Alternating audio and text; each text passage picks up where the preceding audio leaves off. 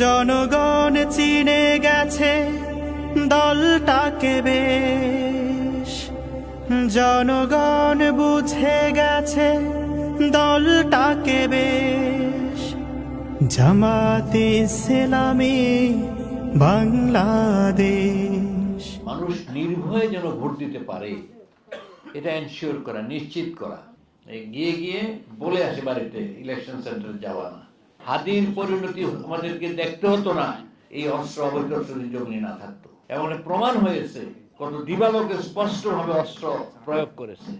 আমার পরবর্তী আলোচক ছিলেন হাদি, সে এটা কথা বলেছিল তাদের বরিশালের ভাষায়, আপনার যদি সক্ষমতা না থাকে আমরা খয়রাত করে দেব। জামাতে ইসলামী বাংলাদেশ, জামাতে ইসলামী।